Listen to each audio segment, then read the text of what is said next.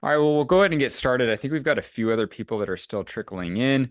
But yeah, my name's Cameron Ripley. I'm with Vision Forward Realty and Purpose Home Loans. So today we're doing a presentation on how to build wealth with real estate. Basically a crash course for real estate investing, specifically in the Sacramento, greater Sacramento Valley of California. Obviously, a lot of these tips and tricks can help you wherever. Our company NMLS number is 2504166, and our Department of Real Estate number is 0221038. Obviously, an equal housing opportunity lender.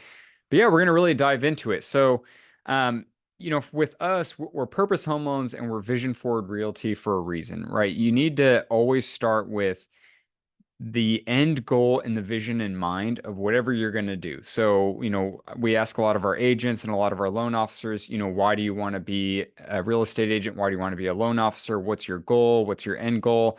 And so I really like people to think of it from a 10-year perspective. If in 10 years I could live my most ideal life, really write that down. What would you be doing? Where would you be living? How much money would you be making? How much money do you need to be making in order to live that? How much time are you still working? If you're still working, I mean, what are all of the details that make that 10-year ideal life your 10-year ideal life? Because from there, we can backwards plan a little bit. Now, I truly believe that there are lots of ways to just invest and really build your wealth, build passive income. I am just very familiar and very partial to real estate investing because that's what I know. And I think it's definitely a safer investment. And there's ways I've just dedicated so much of my time and my resources and my education and knowledge of this and experiences to real estate. So I feel that I can understand very quickly how you can build that wealth. So you start with that end goal in mind because for a lot of people, this is the first deal kind of look at for this presentation. It's an active listing on the market, 5820 Newman Court in Sacramento. They're asking $5,100,000. This is a 24 unit apartment complex. It's being sold at a 7.99% capitalization rate. We're going to talk about a lot of these terms very briefly, but pretty quickly here in a second. Minimum down payment for, a good investor, really it's 20% down with some of our lenders, but 25% down is just going to get you a much better interest rate. To me, this is an end goal investment deal. So for most people, I think this is going to satisfy a lot of your income goals, build a lot of wealth. If you just put 25% down, the principal, interest, taxes, and insurance payment, roughly, right? A lot of this is based off credit score, down payment, no outside income necessarily, but it's also going to be based off the income the property is producing. So that's roughly $26,354. Could be less, could be a little more. The properties, their projected income, and I'm going to cover why it's projected, not what the current income is $33,960 a month. Now, the way our market's looking right now is there is a great likelihood in a year or so that you're going to get that monthly payment down by $3,000 to $5,000, just because it's such a large project. And you're going to have a monthly principal interest payment that's so much less. You're cash flowing, $10,000 to $12,000. As time goes on, you're able to refinance, whatever it may be. This is just a great opportunity that you can scale it faster, right? Because value grows at a percentage. And so the higher starting value you have, faster the total value can grow, right? If I'm at $5 million and 6% is the appreciation in our area year over year, well, 6% of a house for $450,000 doesn't grow as fast as a $5 million deal. So how do we get to a point where you can buy this property? And let's say, even if you're eventually get to a point where you get it all paid off, I mean, that's generational wealth, right? That's $500,000 a month that you're going to be making, somewhat passively, depending if you hire a property management company or not. And my thing with this deal is there are great deals out there wherever you look. So you see how there are two pictures on the left? Those are the only two pictures of this listing. It kind of blows my mind a bit. The picture looks great. There's a really beautiful courtyard. It looks like they've put a lot of work and effort into it. the colors are all right. The roof looks like it's in good condition. There's a nice roundabout. It looks like it's in good condition. It looks safe. It looks clean. I zoomed in earlier on the cars, and honestly, the cars looked nice, and that's a good sign of a good neighborhood. I tend to look when I really dive into deals, and obviously, this is not an offering for a purchase, for an investment purchase. So we're not putting together an offering right now. But when we look at these, we look at crime rates, we look at job rates, we look at, if I were to increase rents by 3, 4, 5%, does the job and the income rate increase every year support that? And so this is a great market, a great opportunity. I think it's in a good area, decent area. The way you find good deals isn't always by finding off-market opportunities. And I have found so many times people get so focused on that because that's what all these courses out there teach is you find the off-market deals because that's going to be the best deal. Now, to me, and this property has been on the market for a little bit, not really not that long, but to me, the way to find good deals is to find how they're poorly advertised, maybe they're overpriced, maybe it's a situation which in our area it's extremely common to find properties that people have owned generational ownership tends to lead to someone getting burnt out. Ownership over a really long period of time tends to lead to someone getting burnt out and they're over it. And I have found in the next 4 to 5 deals that we're going to look at in the seminar, or whatever you want to call this, that most of these deals, that's what it is. When I look at the county transfer tax records, most of these deals are either generational ownership or someone has owned them for 20 plus years. Good opportunity for you to come in and really add in value, make this a more passive income opportunity by renovating things, right? The more a property is renovated, updated, the less requests for repairs you're going to get. So, when there is only 2 pictures, that is just maybe not the best way to advertise a property. We're still a society, even if I'm looking at a deal from an investor's eyes, I still want to see more. Like I want to see more content. And so 2 pictures, it's just not showing a lot. Their capitalization rate that they're selling it at, so that basically the price for where the market is at with interest rates is actually a pretty good price. So 5.1 million at a 7.99 cap rate, knowing that if I put 25% down, depending on the day and honestly depending on the minute, I could probably get around 7.25, anywhere from 7% to 7.3%, which means that I'm going to be cash flowing at least something. Now, there's a lot of people right now who are really thinking of timing the market, depending on how the election goes or whatever it might be, that next year is going to be the time that the Fed is really going to cut rates and you've locked in the property, you've locked in where rents are at, and you're able to refinance and just get a significantly lower rate. The other reason why you're seeing current rents are at $0 per month is because there was no financials advertised. There was no listing description. So usually, if you're on Zillow or something, you see for regular single family homes. I'm a regular home buyer. I'm going to buy just a home for me to live in or my family or whatever it might be. There is the most out of the world description of this house that is so, what would I call it? So fluffed.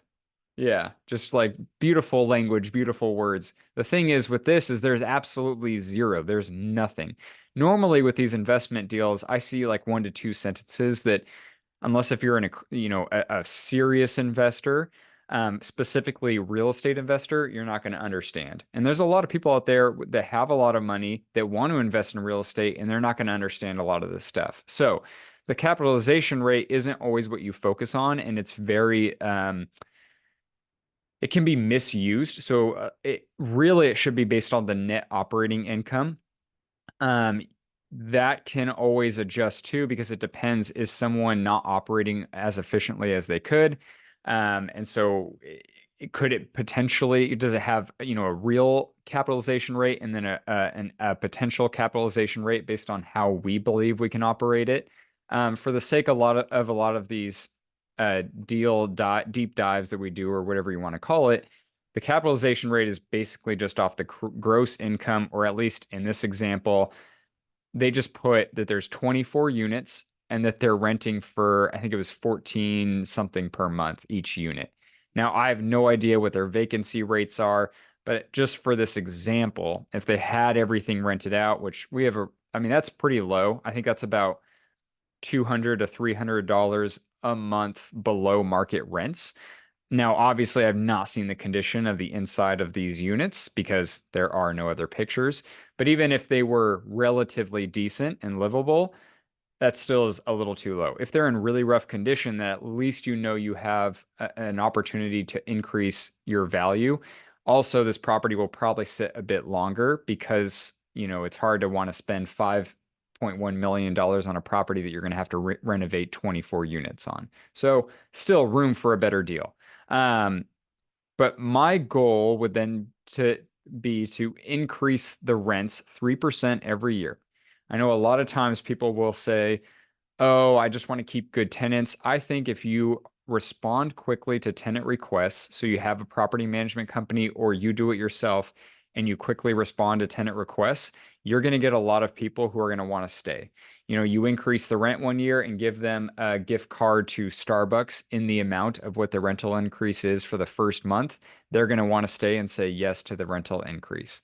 But there's a way to really make this generational wealth. Now, the way this is being advertised right now, assuming that their rental amounts are even close to their projected amounts, you can buy this property with zero money of your own income. So you do a DSCR loan, debt service coverage ratio, and you can buy this property. We have lenders that'll go up to a $5 million loan amount, but obviously this one is not a $5 million loan amount because you're putting 25% down. So how do we get you to a point as an investor or whatever it might be that you have 25% to put down? So let's say you're sitting there, whatever situation you might be in today's talk, we're going to reverse engineer how do we get to a point where you have this much money to put down on this property. So to go over some simple terms, there's transitioning and the transfer of wealth.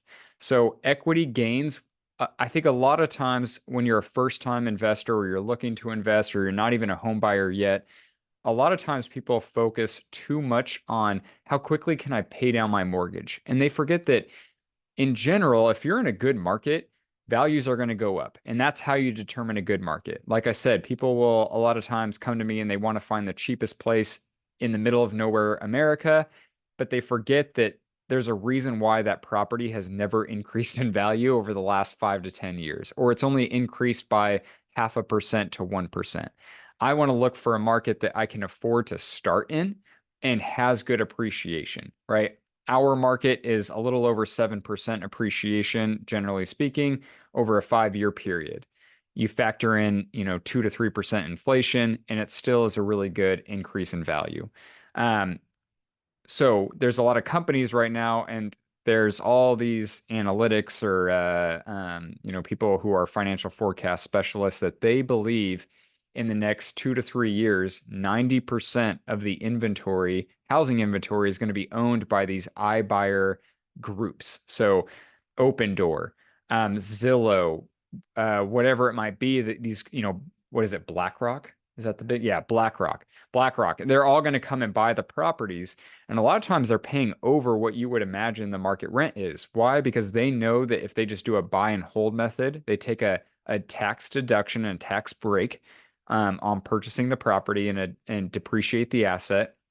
And then they just hold it. They wait for values to go up and then they can sell it, or they rent it out. So equity is really something that I would focus on. How do I build equity?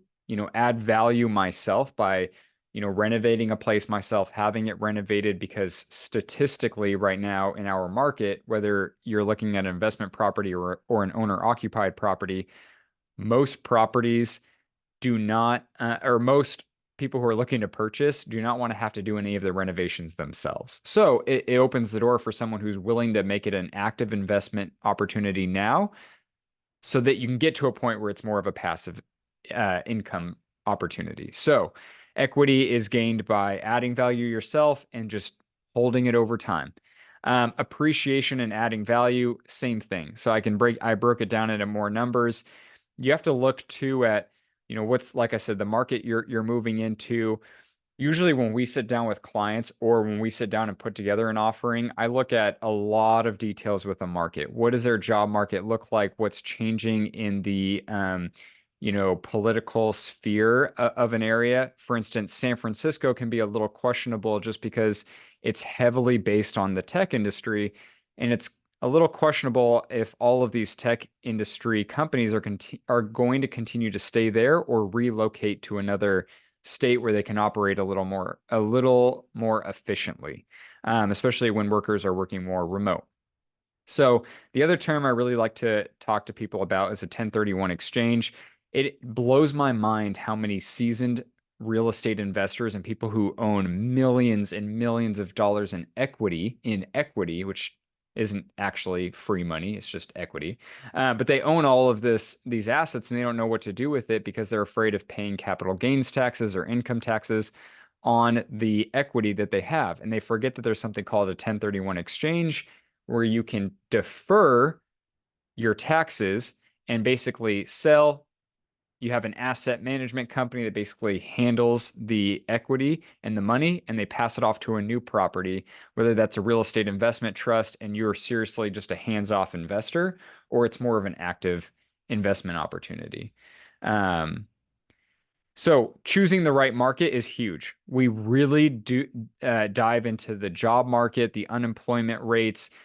For instance, I live in Roseville, California. I know that our job market is very heavy on, we have a lot of self-employed people, which that can be a positive or a negative. But we have a lot of hospital workers and we have a lot of hospitals. And so if I hear that the hospital industry for some reason is changing, you get some disruptor coming in, it may not be a market I want to invest in. Right now, I look at area median income and what it takes to purchase a property or rent, and most hospital workers are at or above the area median income. So that's good because we have a lot of those jobs. Right, every market you gotta. I have found that if you just put a little bit of thought behind it, it goes a long way. And it's too often that people put zero thought into it or way too much thought and they just freeze up and never make a decision and never invest. So just put a little bit of thought into the market that you're looking to invest in is my biggest recommendation. Okay, do they have a rising area median income?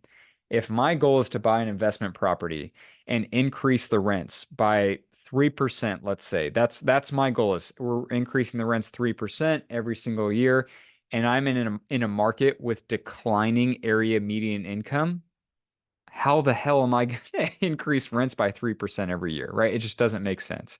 So you just want to watch out for that. And then local business growth. So same thing. You can forecast what the unemployment's going to be based on new businesses starting up and business growth and, what do they call hiring rates? Yeah, pretty much the opposite of unemployment. So, hey, how do we get to a point where you have $1,250,000 to buy your 24 unit, $5 million apartment complex? This is a deal where we're going to go from this deal to that big one. So we're kind of doing this in a backwards order, but I like to do it this way because you're going to get to a point where if you start from the too early in the beginning, it's harder to math it out. So I look at this property. This is active on the market, 1720 N Street in Sacramento. So their asking price is $3,298,000. It's a 4-unit apartment complex. The more units, 14 units. Thank you. Yeah, you can interrupt me. I don't care. Yeah, we've got David Bolse here with Vision Forward Realty helping me out. And I'm very dyslexic, so he's here to help. The more units you have, the less risky an investment opportunity gets, depending on how you want to look at it. I look at it as less risky because of vacancy rates. Because if I have issues with one unit, I have other units that are going to cover it. So the minimum down payment on this deal is 20%. So why is this 20 and the other one was 25?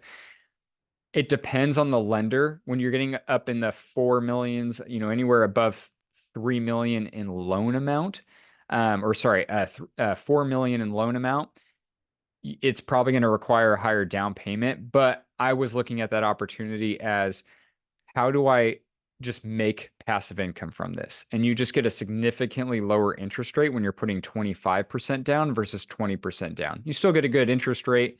They're really not too bad. This is a good deal. It's priced somewhat well. I'd probably reduce the price on this one. It's been on the market for quite a while. It doesn't look like it's in the best condition. I see a lot of wall units in these pictures. There were a decent amount of pictures, which is nice to see. It has room for improvement. My main thing that I noticed with this one is this is one of those generational ownership. People have owned this for a long, long time. And so someone might be getting burnt out, which means they may not have been putting as much effort as you as an investor could. So there's two ways of looking at this. In order to get to your 24 unit deal, I can either increase the rents by 3%, wait 5 years, know that I have enough equity, because right, values will go up as I increase my gross and net operating income. The other way is if you wanted to reduce that 5 year time frame, is you set aside some extra money, maybe from your job or from some other deals, whatever it might be, take a line of credit out, but you renovate a lot of these units because you're able to justify why you're increasing the rent for a new tenant or current tenants. So at $3,150,000, that's a 8.5% cap rate. The best thing I like to tell people is, if you're talking with a lender and they tell you, hey, based on your credit score and how much you're putting down in that price range, you're looking at 7.5% interest rate. If a cap rate is 8.5, I know I'm probably going to be cash flow positive. If it's selling at a 6% cap rate, I'm probably losing money. And not a lot of people want to buy a deal to lose money unless if you have a specific plan in mind. The principal, interest, taxes, and insurance payment is roughly $19,375 a month. Once again, the current rents are not being advertised. I don't understand why they can't just put the numbers on. I mean, it's, you just ask, you're going to have to provide it to someone. So why not just put it on for public information? So blows my mind. Okay. Their projected rates, right? This is a 14 unit. I believe they're renting this out for about $1,600 a month per unit. I should have written that down, but it's okay. So that's $22,400 per month in their projected rents. So that's a good debt to service coverage ratio. It's a little over 1.25, which just means you're going to get a better interest rate. That means you don't have to use any of your own income in order to qualify. So if you bought, and this is what we're going to show you, you're a common Joe Schmo who bought the first duplex that I'm going to show you in a little bit for next to nothing, and you scaled up from here, you're still working at, I mean, FedEx isn't a low paying job, but that's what came to my mind because I just saw a FedEx truck out the window. Let's say you're working at FedEx, you can own this $3 million, I mean, that's the cool thing about the debt service coverage ratio loan, is you could own it without having to use any of your own income. My goal with this, just to keep things simple, is to buy it, set aside some money, just a little bit, for operating expenses, keep it maintained, keep it renovated. Like I said, in the next 5 years, if rates don't even drop, if rates drop, then obviously you can refinance, but you're able to sell at a lower cap rate, which means a higher value, right? So the best way I can describe it is, you take the net operating income and divide it by the cap rate, and that cap rate should just be a little bit over the standard interest rate, because that's the best way to look at it, because I want someone to be able to afford to buy this. If I sell at too low of a cap rate, then I'm just waiting for someone with a ton of cash to buy it, and I highly doubt you're going to get that offer. But your goal is, in the next 5 years, just increasing the rent by 3%. You're going to get to a value of $3,878,676. That's $1,388,000 and some change in equity, which you can then use to help buy the other property. How do we get to a $659,600 down payment on a property like this? Well, this is another good one. This is 1106 East Street, Sacramento. Yes, this is the only picture. The rest were of like doors and stuff. It was really weird. I put this picture on because it's horizontal. It was clearly taken with cell phones. They couldn't apparently move the cars just to take a quick picture or pay for a drone shot. But their asking price is $2,250,000. It's a 15 unit, so this is a little odd. So you always have to watch out for the odd ones. But one unit is a two bed, one bath. One unit is, and this is where it gets a little confusing, and I think they could have put a little more detail. One of the units is a large studio, and then 13 of them are junior studios. Now, here's the thing, this location, I mean, is like prime time, midtown. It's great area, for a lot of nightlife, food, close to a lot of hospitals. And so there's going to be and close to the Fab 40s, so people who like to do stuff on the holidays and see the cool houses, do cool, nice walks to, I think it's called Rose Park down there. Um, but it's actually being advertised at a great price. So I don't know why I put negotiate down to, I left that in there, so my bad. But being advertised at a 9.17 cap rate. So when I look at the principal, interest, taxes, and insurance, the PITI payment of 13,218 and current rents are 17,200, and that is the current rent. So at least thank you to the listing agent on this one. The debt service coverage ratio for this loan is 1.3. So you're going to get a really good interest rate and you're going to be cash flowing, which is nice because you can take that money and either supplement your own income or just add that back into the property. So no, you don't have to use any of your own money to qualify. This is a possible 1 to 2 year flip. Why? Because my target sales price is $2,583,000. So the reason why I put possible 1 to 2 year time frame is it is widely known. Even the Fed has said this. I mean, every politician, no matter what side you're on, has said this. Everyone knows interest rates are way too high right now. So what does that mean? That means they're going to go down and values are going to shoot up. I I have been saying for the last, since 2022 when they doubled overnight, I've been saying I don't see how they're going to increase anytime soon. And everyone kept saying, "Oh, it's going to be in the next 6 months, next 6 months." Well, inflation reports never supported that. Now, inflation reports are starting to support that. It depends though what's going to happen. I mean, if depending on laws that come out and things like that, I think there's a greater likelihood rates are going to drop, which means that you're able to sell it at a lower cap rate, which once again means you're able to sell it at a higher value. Lower cap rate means higher value. Higher cap rate means lower value. Um, so when you look at some of the pictures they had, I do think that there's room to renovate this property. So that's why I said a flip. Maybe you put in some renovations and you set aside some money. Maybe you have another deal somewhere else that you're able to borrow equity against and put it towards renovating this one, or you just time the market, or you just increase rents. It depends on your time frame and how aggressive you want to get. But I do believe there's an opportunity for a 1 to 2 year essentially flip. So you sell it for that. If interest rates drop, when I calculated this, 1.5%, um, where they're pretty much in the high fives, low sixes, I think you're going to get a cap rate of this, and you're going to be able to have an equity of $659,600 that you can do a 1031 exchange and then keep scaling up from there. So how do you get to a point? So the 20% down on this property is $450,000. Now, for some of you who are higher income earners, you might have that in a 401k. Maybe you have that in your Roth IRA and you want to borrow against that or take an early draw or whatever it might be and use that. Maybe you're a tech industry worker and you worked for a startup. They finally went public or sold, and now you have a lot of stock you can cash out on, and that's your down payment.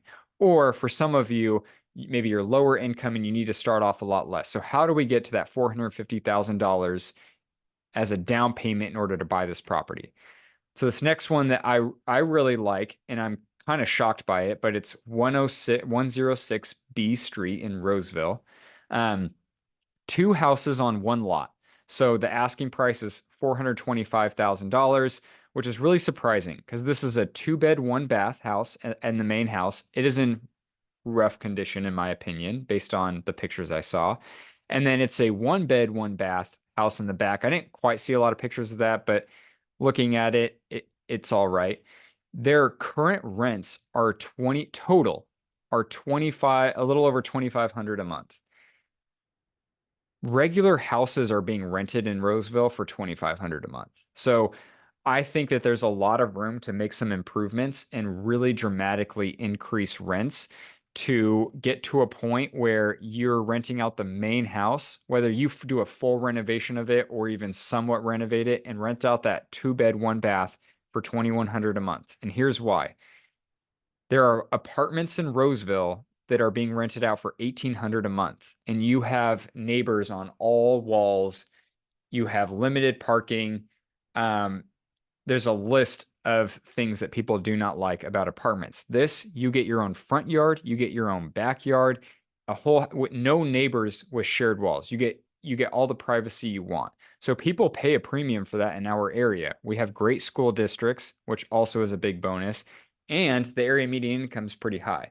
Pretty safe area, relatively speaking. I mean, it's a very safe area. Now the back house is being rented out for 1,100 a month currently. Um, I would definitely increase that to almost 1,700 a month. You can get a two bed, one bath apartment right down the street from this for 1,700 a month. You're telling me that someone wouldn't want a one bed, one bath, maybe they have a pet and they just want to open the door so they can go to the bathroom outside versus walking them downstairs. Yeah, they're going to pay a lot more for that. Um, you fence off the backyard a little bit so they each have their own somewhat private yard. People will spend a lot for this. You throw some paint on this smaller house, I think you're going to get a lot more for it. So get to a point, and I'd love to talk with anyone about it, where you have where basically you can do a combination of interest rates drop plus you've dramatically increased the rent. And that's why I put a 2 to 3 year flip on this. And I truly believe you're going to have a value of 800,000. Why? Because I've seen other deals in the same proximity. So maybe a 3/4 of a mile to a quarter of a mile away that have sold for 800,000. Two houses on one lot in this area. So great deal.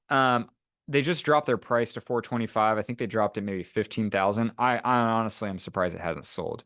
The debt service coverage ratio for this loan, if you're putting 20% down, is almost, a little more than a 1.0. There's a lot of lenders who that's totally fine. You don't need any, you might need a little bit of outside income, but there are some that won't even require outside income. Why? Because they know that the residential market is doing really well. You could always get a credit from the seller too if it still hasn't sold and buy down the interest rate. So it's more of a 1-1 DSCR loan, and then you don't need any of your own income. So the down payment for this, minimum down payment, sometimes there's lenders that'll allow 15% down, but for the sake of this video, I just do 20%. 85,000. So there are a lot of you out there who can save up that much. There are a lot of you who haven't saved up that much and are probably wondering, how do I get to a point where I can save up that much? So this is the last one we're going to look at because this was kind of shocking, but it's a successor trustee sale. So once again, you get someone who has owned this property for a long, long time, passed away. By the way, this previous one, they said that it was the same owner for 20 years, which shows why the rents are probably a lot lower than they should be, which is fine. Opportunity for you. Great for them at the time, better opportunity for you as an investor. It's the life cycle of the housing market. But this one's great. So 2389 Empress Street in Sacramento. Maybe not the best area, but that price, $260,000. That's their asking price. It's new on the market, so it might be gone extremely fast, in my opinion, but it's a duplex. Here's what's great about it.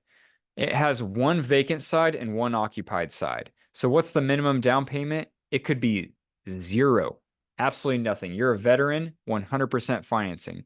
You're a first-time home buyer or healthcare worker or haven't bought a house in 3 years and you want to use a down payment assistance program, 0%. Because down payment assistance programs are usually 1 to 2%.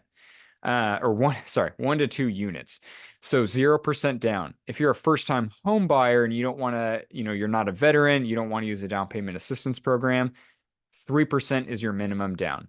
That's $7,800 down. I'm for a lot of people, that's their tax return or their what do you call it? Yeah, tax return. Yeah. Um, if you're not a first-time home buyer and you're willing to occupy, all of these are you're occupying the vacant unit, right? So this is up to you and how much you want to really make this an active investment. I would occupy it because I would renovate that unit that I'm occupying and put in a good tenant, increase the rent. 5% down is if you're this is your second home you're purchasing, or you've bought a home within the last 3 years, you've sold that $13,000.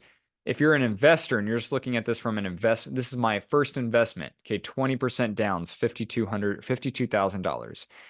The principal, interest, taxes, and insurance is all over the place because it depends. Veterans get extremely low interest rates. If you're doing down payment assistance, it just depends, right? So anywhere from, it's probably even lower than this, but I just put, around 1,500 a month, upwards of, if you're putting the 20% down, actually that's the 1,500 a month. But if you did down payment assistance, $1,828 a month.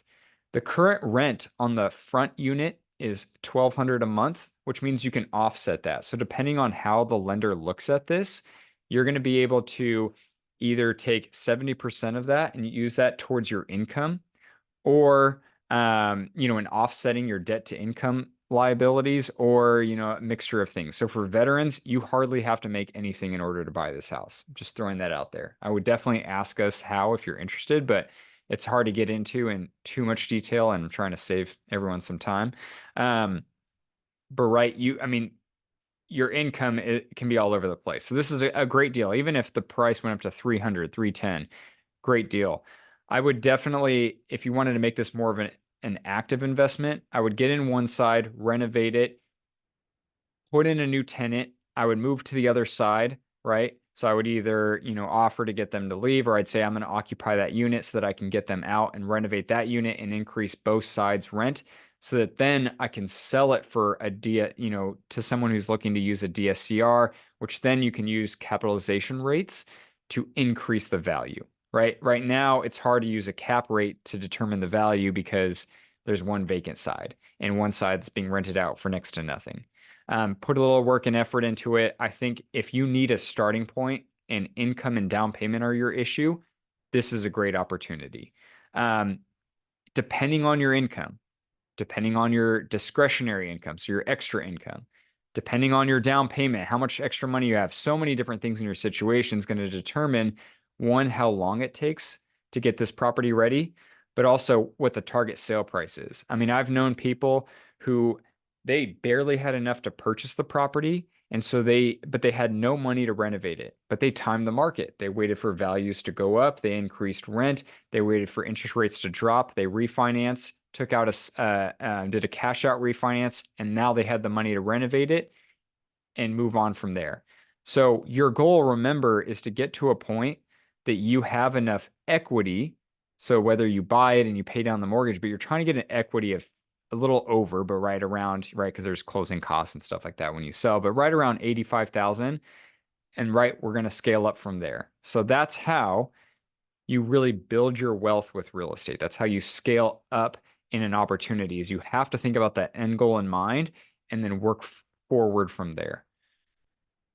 So what do we do? Purpose Home Loans, we really help with building wealth, whether it's a first property, second property, third purchase. You want to wrap all of your properties into one loan, whatever it might be. Right now, because rates are so high, the best thing I'm going to say is I would just reach out to someone, because there are a lot of, whether it's us or not, there are a lot of lenders coming out with crazy, interesting, and unique products that can help so many different situations, because their business isn't focused on refinances like it was back in 2020 and 2021. Um, Obviously, we can go over so many different options and opportunities. It just depends on what the deal is. And I make it a conversation. I don't have to pull credit. I don't have to mess with anything about you. I just can go over options with you, and any of our team can. With David at Vision Forward Realty, he's really great about he's the networking king, right? Guy's owned a real insurance brokerage. He sold, He also has experience in the financial industry, or finance industry, doing equipment financing. Yeah. Which that's hard to do. Um, but he's great at helping you get on market deals, off market deals. Um, we put a lot of work and effort into networking with people so that we can provide our clients with the most opportunity as we can, whether that's commercial, multifamily, whatever, your first house, you're looking to just buy a condo and scale up from there, whatever it might be. We put a lot of work and effort into planning things for people because even if it's your first purchase and you're just trying to live in a property that has the same payment every single month because you're tired of your landlord increasing rent, we're here to sit down and make a plan with you. And that's what we really like to specialize in. It's like a no commitment plan. I mean, I think it kills me when people just say, "Oh, I wish I could buy." Well, make it happen. Yeah, I don't know. Why can't you just sit down with someone and make a goal? And we've honestly helped people get better paying jobs. I mean, like double their income in order to buy a property. People who never thought they could make as much as they are making now, and then they were able to afford to buy. We do offer property management at Vision Forward Realty. Um, it depends on the deal and how you want to work it, or we just provide a free service so you can collect rent for free through our system and monitor their rental insurance and get tenant requests and stuff like that. So there's a lot of tools we provide. Like I said, David's a great resource. We have lots of people on our team with Purpose Home Loans. I'd say the next step is just talk with someone, set up a time. We have no problem doing one-on-one consultations, and that's what we really like to do. We don't have any offerings going on right now for investors, but feel free to reach out if you want to know about some of our investment offerings in the future. But otherwise, thank you for listening in. Have a good day.